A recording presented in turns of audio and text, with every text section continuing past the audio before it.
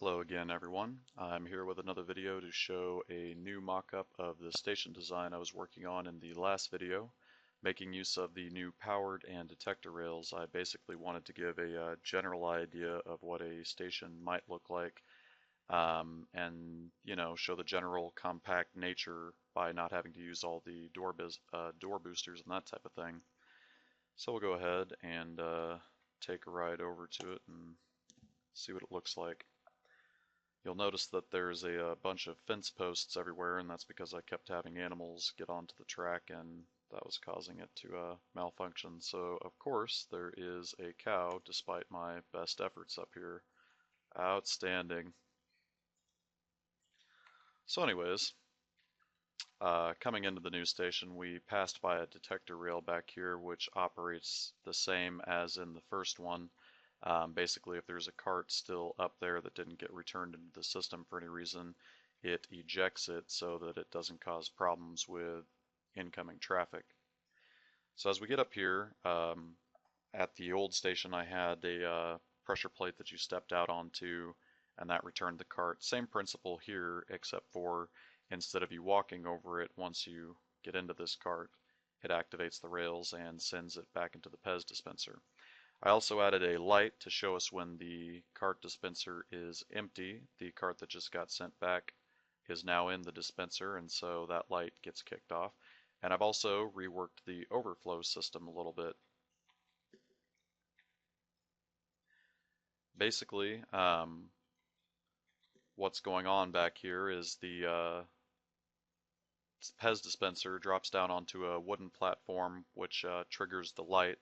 When there's no carts on it, the light comes on and lets you know that there's no more carts available in the system, and then once a cart is on there, it shuts the light off.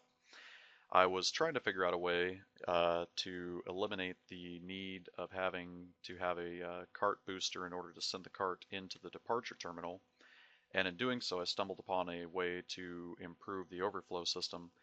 Instead of destroying the carts, what I'm having them do now is fall onto a detector rail, because I found out when you have carts fall down into a hole and there's actual rail at the bottom of it, rather than stacking like they do over here, they all just go on top of one another, so you can have pretty much an infinite amount.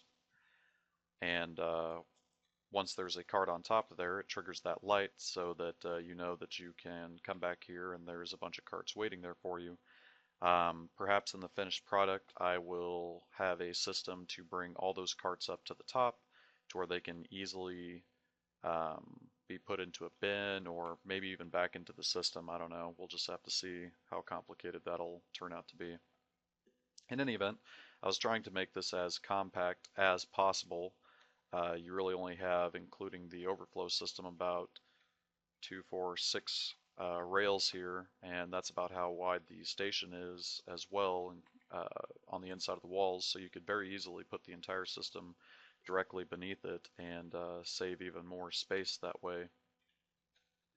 Some of the things that I want to work on the finished product, other than just the call overflow, is I want to be able to set up a switching system to where you can choose up to 8 different locations to go from, or go to, I should say, and also try and work out a solution for if carts get stuck on the track at intervals so that it won't bounce people around, but that might be asking a little bit too much. But once again, if you guys have any questions or comments or any kind of feedback, anything you'd like me to show more in depth or work on, feel free to let me know, and I thank you again for watching.